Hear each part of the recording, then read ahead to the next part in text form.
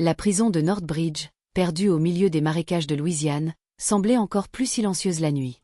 Dans l'aile médicale, seules les lampes blafardes éclairaient les murs gris. Nia Carter, 32 ans, infirmière de nuit depuis 3 ans, terminait sa ronde avec son calme habituel. Sa voix douce et sa patience avaient fait d'elle l'unique personne capable d'apaiser les détenus les plus tourmentés. Cette nuit-là, pourtant, Nia sentait une tension inhabituelle. Dans tout le bâtiment régnait une ambiance lourde.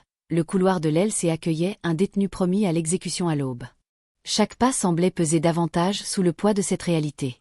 Quand elle atteignit la cellule 47, elle trouva Darius Holt, 38 ans, afro-américain au regard fatigué, assis sur son lit de métal. Condamné pour un meurtre commis 15 ans plus tôt, il ne parlait presque jamais. Mais ce soir, il l'attendait. Nia sentit un frisson. Darius leva lentement les yeux vers elle. « Miss Carter, j'ai besoin de votre aide. Pas en tant qu'infirmière, en tant qu'être humain. » Sa voix, grave et cassée, vibrait d'une émotion qu'elle n'avait jamais entendue chez lui.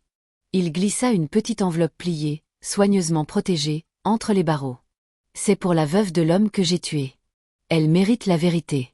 Je ne veux pas mourir sans avoir essayé. » Nia resta immobile quelques secondes. Le règlement était clair, aucun contact, aucune transmission, aucune implication personnelle.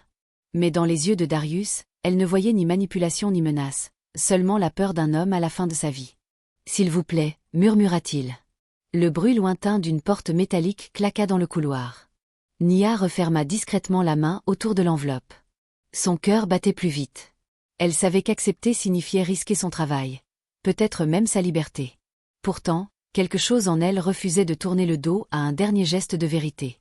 Elle sortit de la cellule sans un mot, l'enveloppe serrée contre sa paume brûlante, et sentit que sa vie venait de basculer. La nuit n'était pas terminée, et son choix venait de tracer un chemin dont elle ne maîtrisait plus rien. Nia marchait d'un pas rapide dans le long couloir désert, l'enveloppe de Darius brûlant dans sa poche. Chaque bruit, un claquement de porte, le ronflement d'une ventilation, le grincement d'un chariot, semblait trop fort, trop révélateur. Elle avait l'impression que toute la prison pouvait entendre la culpabilité battre dans son cœur. Arrivée dans la petite salle de pause, elle ferma la porte derrière elle. L'horloge murale indiquait 2h17. Encore 4 heures avant l'exécution. Elle s'assit lentement, passa une main tremblante sur son visage, puis sortit l'enveloppe.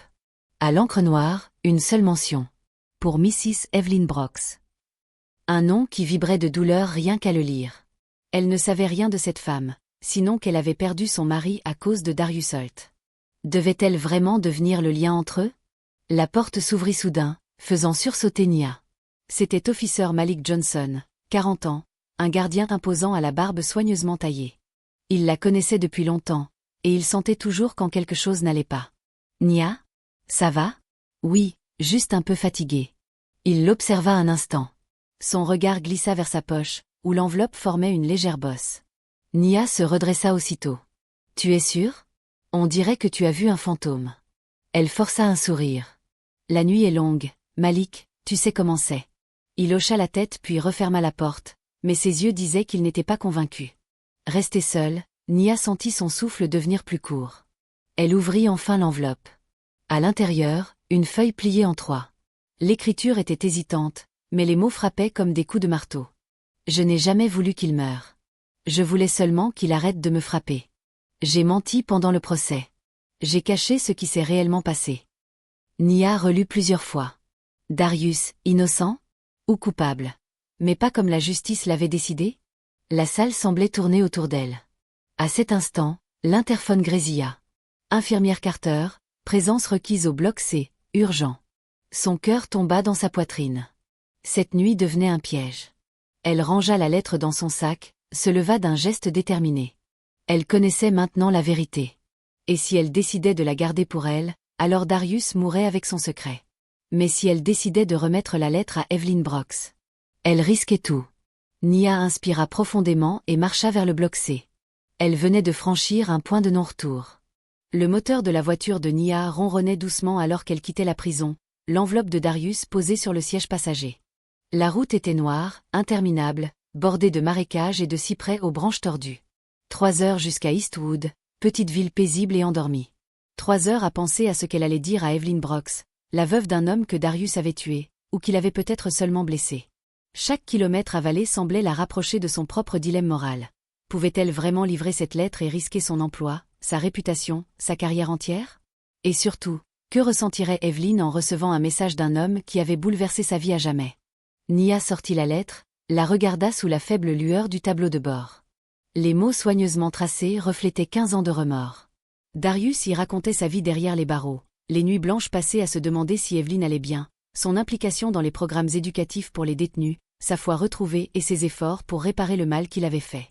Tout cela condensé en quelques lignes précieuses, un appel désespéré à la rédemption. Elle pensa à ses propres expériences. Elle avait grandi dans le quartier de Carvey Heights, où chaque choix pouvait déterminer une vie entière. Sa jeunesse avait été marquée par la perte et la douleur.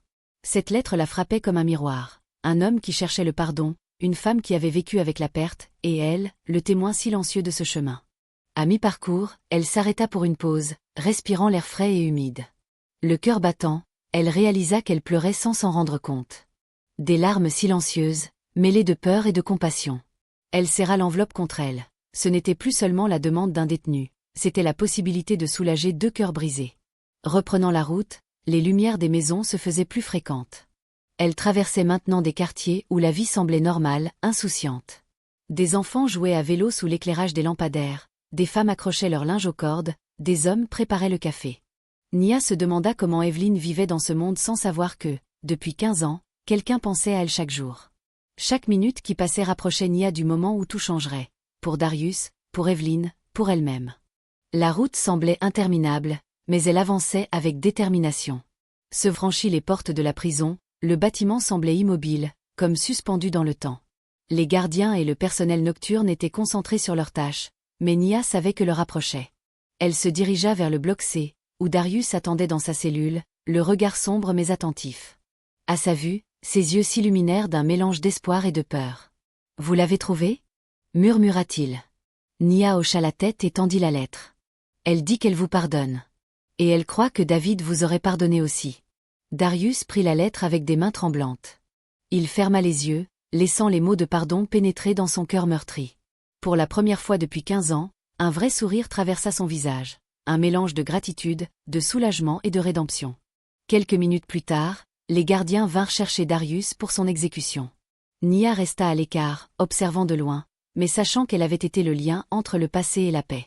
Lorsqu'il passa devant elle, leurs regards se croisèrent. Il murmura un simple « Merci ». Ce mot, si court mais si puissant, résonna dans tout son être. Dans les minutes qui suivirent, Darius fut conduit dans la chambre de l'exécution. Et quand le silence retomba, Nia sut qu'il n'était plus seul avec sa culpabilité. Il emportait avec lui le pardon d'une femme, et la connaissance qu'il avait tenté de réparer son erreur. De retour à son poste dans l'aile médicale, Nia sentit une paix intérieure qu'elle n'avait jamais connue. Elle avait risqué sa sécurité et son emploi, mais en le faisant, elle avait été témoin d'un miracle silencieux, le pouvoir de la compassion et du pardon. Parfois, elle se surprenait à penser à Darius et à Evelyn, à leur lien invisible créé par des mots et un courage inattendu. Elle comprit que la guérison ne se trouvait pas toujours dans les hôpitaux ou les médicaments, mais parfois dans le simple acte de transmettre la vérité et la rédemption. Et alors que la nuit tombait à nouveau sur Northbridge, Nia sentit que, pour une fois, la justice et l'humanité avaient trouvé un terrain commun. Merci d'avoir regardé. N'oubliez pas de vous abonner pour plus d'histoires incroyables et inspirantes, de liker la vidéo et de partager votre avis dans les commentaires.